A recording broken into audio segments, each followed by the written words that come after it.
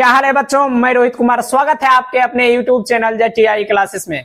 बच्चों आज का जो वीडियो होने वाला है क्लास 12 का एक्सरसाइज फर्स्ट है, इंडियन सिविलाइजेशन एंड कल्चर, भारतीय सभ्यता एवं संस्कृति के बारे में आज आप लोगों को बताया जाएगा कि हमारी सभ्यता क्या है, हमारी सभ्यता का क्या महत्व है और क्यों हमारी सभ्यता को अन्य देशों की जो सभ्यता है वो अपनानी चाहती है। तो आज जो ये इंडियन सिविलाइजेशन कल्चर है उसे लिखा गया है महात्मा गांधी के द्वारा। तो आज हम अपनी सभ्यताओं के विशेषताओं के बारे में क्या करेंगे, जानेंगे। तो चलिए देखते, सबसे पहले हमें क्या करना है, लेखक के बारे में थोड़ा देख लेना, क्योंकि जो एमसीक्यू क्वेश्चन बनते हैं वो लेखक के बारे में भी पूछा जाता है, उसमें कुछ प्रश्न। तो चलिए अभी का जो क्लास है उसे शुरू किया जाता है। तो दिया गया है कि Indian civilisation and culture has been written by Mahatma Gandhi, मतलब हमारी जो भारतीय सभ्यता एवं संस्कृति ये इंडियन सिविलाइजेशन एंड कल्चर है, इसके लेखक महात्मा गांधी हैं। He is also known as the father of nation, मतलब हम लोग इन्हें राष्ट्रपिता के नाम से जानते हैं।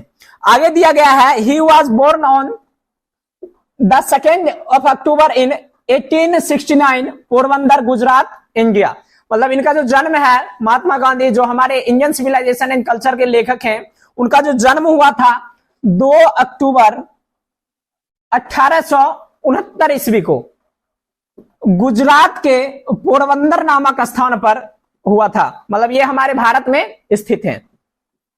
His full name is Mohandas Karamchand Gandhi, मतलब जो महात्मा गांधी हैं जिन्हें राष्ट्रपिता के नाम से जानते हैं, बापू के नाम से जानते हैं, उनका पूरा नाम मोहनदास करमचंद गांधी था। हिज फादर्स नेम, मतलब महात्मा गांधी के पिता का नाम मोहनदास करमचंद गांधी, महात्मा गांधी के पिता का नाम था मोहनदास करमचंद गांधी।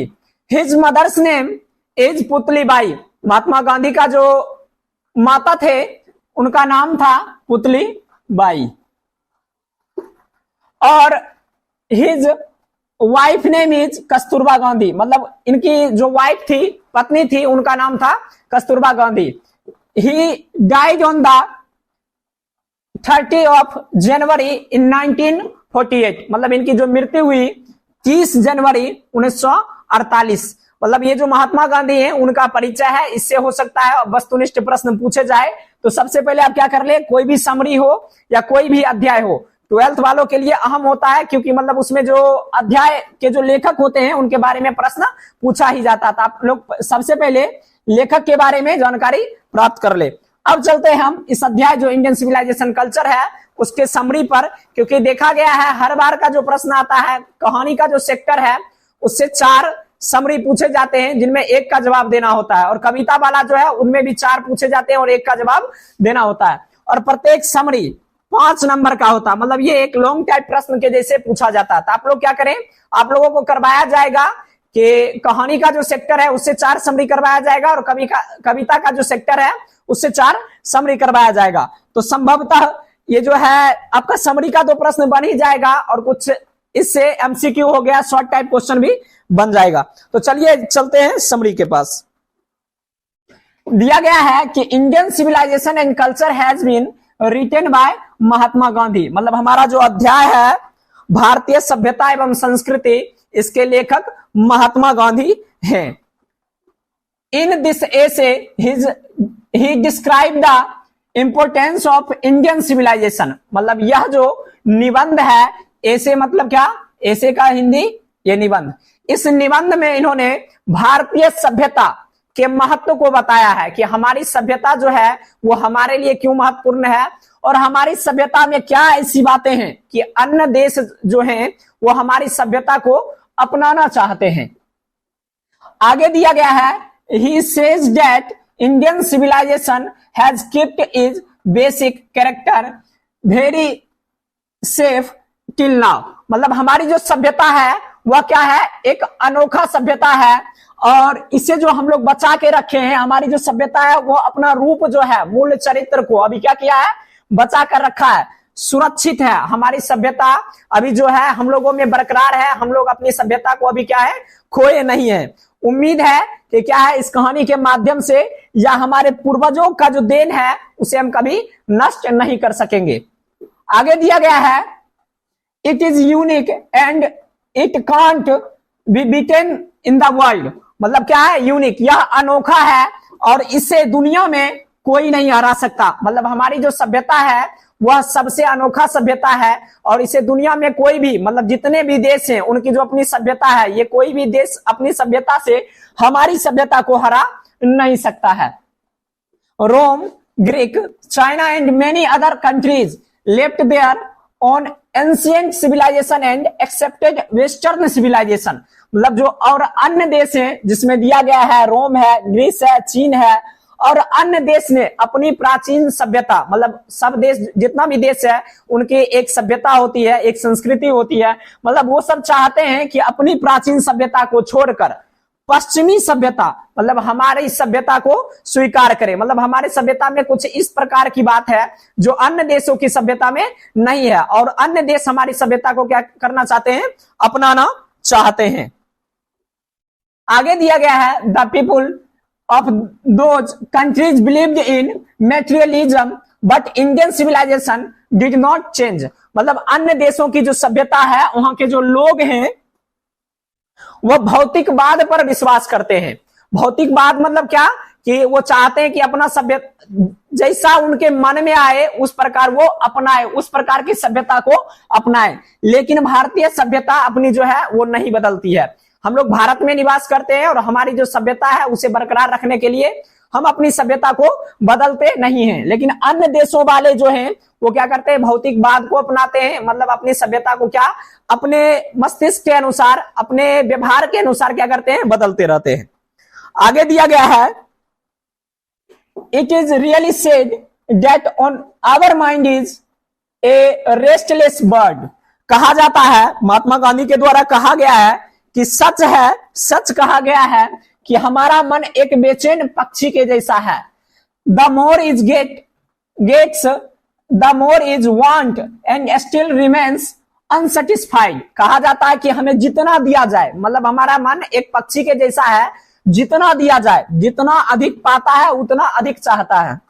आपको देख लेते हैं, हम लोग मनुष्य हैं और मनुष्य की प्रवृत्ति होती है, कहा जाता है कि जैसे कि अगर हम लोग के पास पैसा आ जाता है तो, मतलब मानिए मेरे पास 1 लाख रुपया है और 1 लाख रुपया है और कहीं 10 रुपया गिरा मिल गया, तो हम लोग क्या करते हैं, उस रुपये को भी उठाते हैं। फिर और क्या है, और कुछ, और कहीं कुछ दिखा, और कुछ दिखा, मतलब कितना भी पैसा हम लोगों के पास हो हमारा मन भरने वाला नहीं है। तो वही महात्मा गांधी के द्वारा जो है वो कहा गया है कि हमारा मन जो है एक बेचैन पक्षी के द्वारा है, जितना अधिक पाता है उतना अधिक और चाहता है।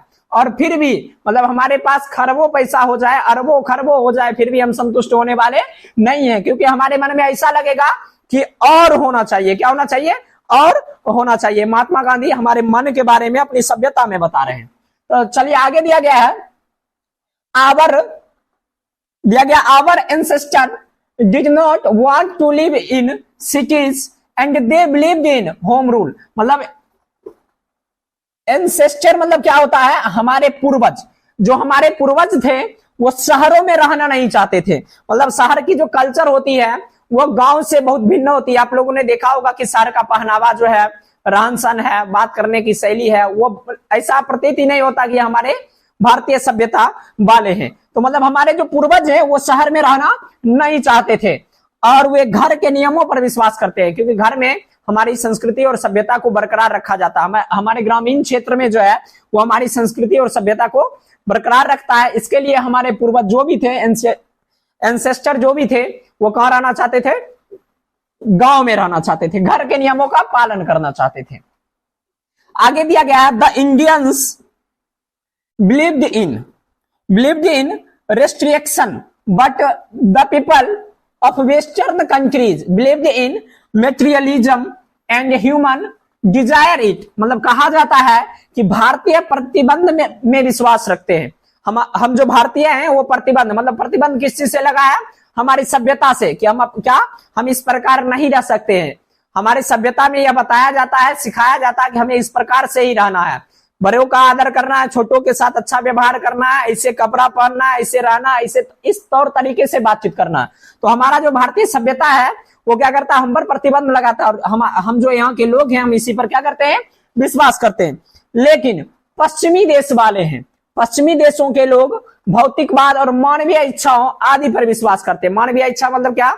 हम लोग जो अब मेरे मन में जो आएगा वो हम क्या करेंगे। हम किसी भी प्रकार की सभ्यता को, संस्कृति को नहीं मानेंगे, जो मन में आया वो करेंगे। तो अन्य देश वाले जो हैं उनकी सभ्यता इस प्रकार की है, वो अपने मानसिक आवश्यकता के अनुसार क्या करते हैं, उसे पूरा करते हैं। आगे दिया गया है, at last he says that our civilisation culture etc dependent on restricting wants to self control but western civilization depends on human wants।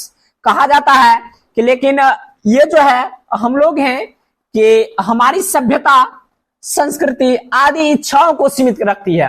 मतलब अगर हमारा इच्छा हुआ कि ऐसे रहना, ऐसे खाना, ऐसे पीना, ऐसे बात करना है, तो याद आएगा कि हम भारतीय हैं और हमारी सभ्यता इस प्रकार है। अगर हमें याद नहीं आता तो हमारे बड़ों के द्वारा, पूर्वजों के द्वारा याद दिलाया जाएगा, हम ऑटोमेटिक क्या करेंगे, खुद पर नियंत्रण करेंगे, आत्मनियंत्रित हो जाएंगे। मतलब हम आगे की ओर, मतलब अपनी सभ्यता को खत्म नहीं करेंगे। लेकिन पश्चिमी सभ्यता वाले जो भी लोग हैं वो क्या करते हैं, मानवीय इच्छाओं, मतलब अपने इच्छाओं पर निर्भर रहते हैं और अपने इच्छा के अनुसार क्या करते हैं, अपनी सभ्यता को चलाते हैं या अपनी रहन सहन को देखते हैं। तो ये था क्या, हमारा इंडियन सिविलाइजेशन एंड कल्चर, जो लिखा गया किनके द्वारा, महात्मा गांधी के द्वारा लिखा गया। किसके द्वारा लिखा गया है, महात्मा गांधी के द्वारा लिखा गया है। तो क्या होता है, आज का जो है क्लास यहीं पर समाप्त किया जाता है। फिर मिलते हैं अगले वीडियो के साथ, बने रहें।